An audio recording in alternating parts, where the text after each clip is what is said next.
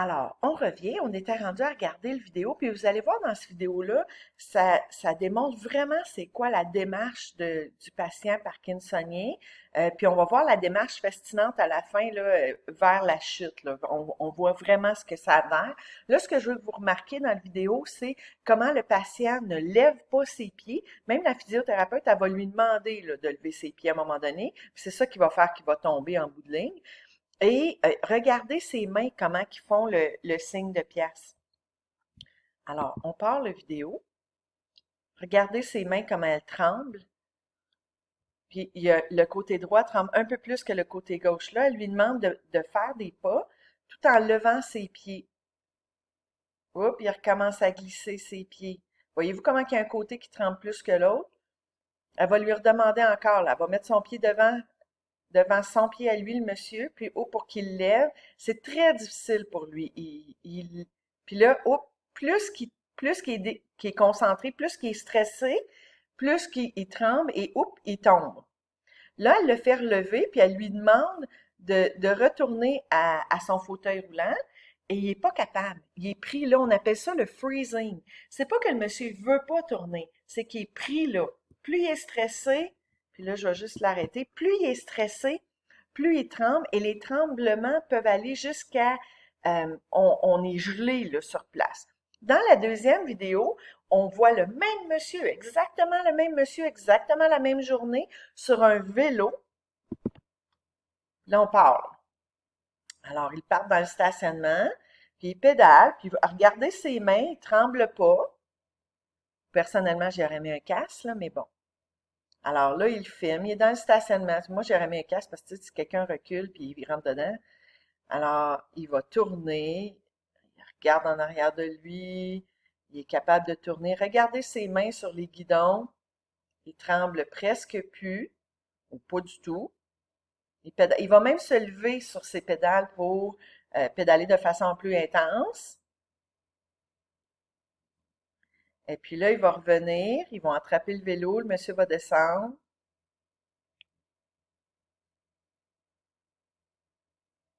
Poc! Alors, dans cette activité physique-là, le monsieur, c'est comme si le cerveau, puis là, j'explique ça simple, là, c'est comme si le cerveau oubliait qu'il tremble. Et les chercheurs se sont rendus compte de ça euh, beaucoup, puis ils sont en train de développer des traitements avec de l'activité physique, justement parce que il semblerait que l'activité physique est un bon traitement. Ils se sont rendus compte que après, là, lui, il en a fait peut-être quoi, 30 secondes, pas plus, mais après de longues minutes, voire une heure ou deux de vélo stationnaire, les gens qui souffraient de Parkinson en avaient beaucoup moins. Donc, il y a beaucoup de physiothérapie qui est impliquée dans le traitement de Parkinson pour justement essayer de stimuler là, on n'est pas trop sûr pourquoi. Est-ce que l'exercice fait sécréter plus de dopamine? Est-ce que l'exercice euh, bloque les anticholinergiques? On ne sait pas trop, mais ça fonctionne. Alors ici, je vous mets une photo d'un typique d'un patient parkinsonien.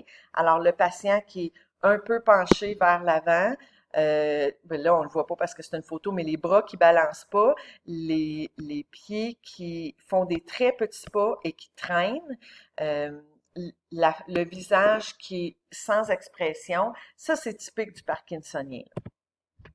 Je vous ai parlé tout à l'heure que, oui, le Parkinson, c'est surtout des manifestations motrices, parce qu'on pense tout de suite au tremblement, mais il y a des manifestations qui sont non motrices, qui n'ont rien à rapport avec le tremblement, et pourtant, c'est associé au Parkinson. Alors, on parle de transpiration excessive, d'hypotension orthostatique. Donc, l'hypotension orthostatique, notre patient est déjà à risque de chute parce qu'il se traîne les pieds, parce qu'il est penché vers l'avant, parce que ses bras ne balancent pas quand il marche. Puis en plus, s'il fait de l'hypotension orthostatique, oh my God, là, on est vraiment dans le risque de chute.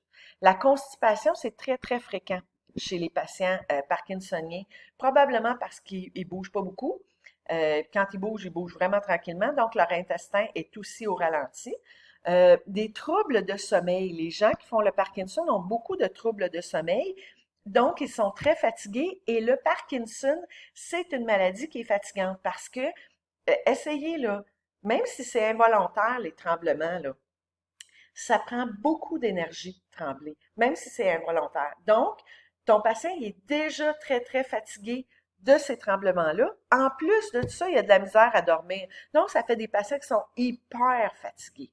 C'est des patients qui sont souvent affectés de troubles psychiatriques, puis on va voir, il y a même une démence qui est associée au Parkinson, ça s'appelle la démence accord de Lewis. Qui est une démence où le patient, c'est un peu comme l'Alzheimer, le patient va perdre la mémoire, va perdre son vocabulaire, mais c'est pas l'Alzheimer, c'est vraiment causé par le Parkinson. Puis on appelle ça la démence à corps de Lewy. C'est des gens qui vont avoir tendance à faire beaucoup de dépression.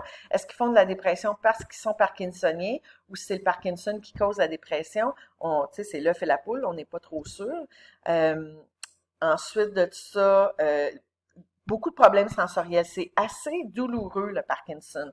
Ils vont dire qu'il probablement par le mouvement physique, là, le mouvement musculaire, est-ce qu'ils sont raqués, mais c'est des gens qui sont très, très souffrants.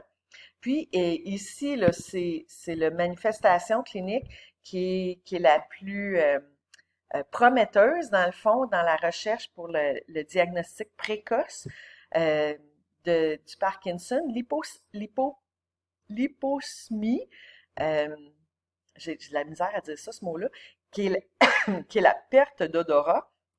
Et ça serait une manifestation qui apparaîtrait une dizaine d'années avant même qu'on soit en mesure de diagnostiquer le Parkinson. Donc, il y a des tests qui sont en train de se développer pour tester l'odorat des patients parkinsoniens et les gens qui auraient développé la perte d'odorat, même s'ils n'ont pas développé aucun des autres manifestations cliniques, pas de, pas de tremblement, pas de bradykinésie, pas de rien de tout ça, mais ils perdent de l'odorat, on pourrait déjà commencer à les soigner pour essayer de ralentir la maladie. C'est pour ça que c'est très, très prometteur, là, ce test-là. Puis c'est un chercheur québécois, c'est un chercheur montréalais qui a découvert ça, puis qui est en train de développer un test là, en lien avec ça. Puis c'est des gens qui ont souvent des dysfonctions érectiles, des dysfonctions urinaires. Donc, c'est des gens qui vont avoir des problèmes d'incontinence urinaire. Donc, vous comprendrez que ça les met encore plus à risque de chute, puisqu'ils vont se dépêcher pour aller aux toilettes. Ils ont de la misère à marcher, ils ont des pertes d'équilibre, sont penchés vers l'avant, les bras qui balancent pas, ils font de l'hypotension orthostatique, ils s'en fâchent sur rien. Puis en plus, ils ont de l'incontinence urinaire puis ils veulent se rendre aux toilettes rapidement, ils sont à très, très haut risque de chute. Euh, pour l'évolution, j'en ai parlé un petit peu tantôt, c'est variable l'évolution, mais plus la maladie est diagnostiquée jeune dans la vie, plus l'évolution va être rapide au début. Vraiment, là, on part on tremble presque pas à on est vraiment affecté. Puis, ça va se stabiliser au bout de 5 à 10 ans. Puis là, l'évolution va redevenir lente, comme si on était diagnostiqué plus tard dans notre vie, dans la soixantaine. Là, l'évolution est plutôt lente. Mais il y a une évolution, là. À partir du moment où on est diagnostiqué, ça retourne pas en arrière. Ça ne fait qu'évoluer. Au début, je l'ai dit, souvent une seule partie du corps qui va trembler, une main. Des fois, c'est un doigt. Euh, alors, un côté, puis là, éventuellement, l'autre côté va être atteint. C'est la démarche qui va être le plus affectée. J'en parle depuis le début, parce que c'est important. C'est une démarche qui est vraiment particulière aux Parkinsoniens. Le corps qui est penché vers l'avant parce que la dopamine est en charge de la posture. Donc, moins de dopamine, moins de posture. Les gens sont penchés vers l'avant. Ça fait que le centre de gravité est déplacé. Ça fait que c'est un patient qui est plus à risque de chute. C'est un patient qui va se traîner les pieds au lieu de lever ses pieds pour marcher. Donc, le moindre petit objet dans le plancher ou le moindre petite bosse dans le plancher va faire qu'ils vont s'enfarger. En plus de ça, les bras ne balancent pas chaque côté du corps pour garder l'équilibre. Alors, c'est des gens qui vont qui vont tomber beaucoup. La démarche festinante, là, tu sais, on dit ici, la marche se transforme en une course. On l'a vu dans la vidéo. Quand le monsieur essayait de lever ses pieds pour marcher, puis ça fonctionnait pas, puis il s'est mis à, à avancer vite, vite, vite vers l'avant. Puis plus il avançait, plus il se penchait vers l'avant, puis il a fini par tomber. Alors, c'est vraiment typique du parkinsonien, ça. Les pieds collés, ça c'est le freezing. Les pieds collés au sol, on l'a vu aussi dans la vidéo. C'est pas que le patient il voulait tourner. Il est- je veux dire, c'est pas que le patient voulait pas tourner. Il veut tourner, mais il est pas capable de tourner. Il est pris là, c'est comme s'il était gelé dans le plancher.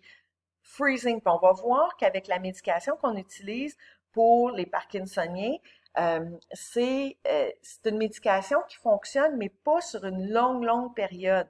Puis ça prend pas de temps à fonctionner. On prend la pilule, ça commence à fonctionner dans les minutes qui suivent, mais quand ça l'arrête franc.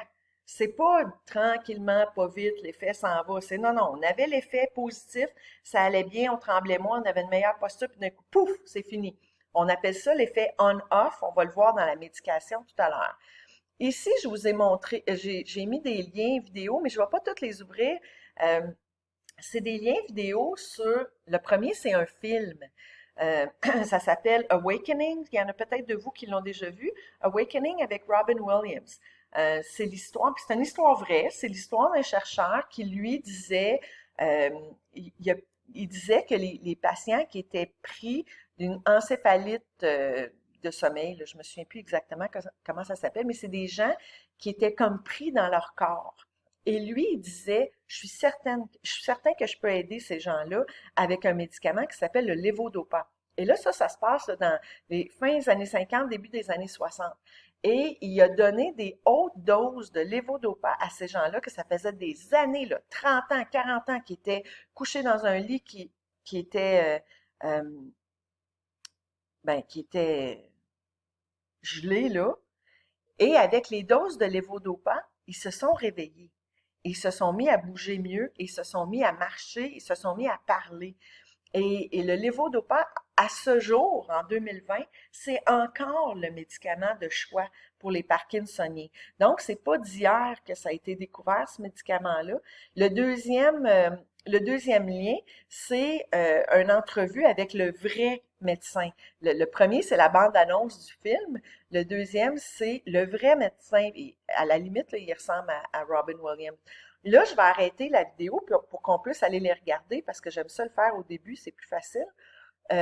Mais vous allez voir, là, c'est vraiment intéressant. Ensuite de ça, là, je veux juste finir cette diapositive-là. Là. Ils disent dans la progression de la maladie, il y a d'autres manifestations qui vont s'implanter. L'hypophonie, ça veut dire que notre voix devient de plus en plus faible. La dysarthrie, on a difficulté à articuler, puis les troubles de mémoire à court terme. Fait que là, je vais arrêter la vidéo pour que quand on va revenir, on va pouvoir regarder les trois petits liens, là, deux des trois petits liens que je vous ai mis.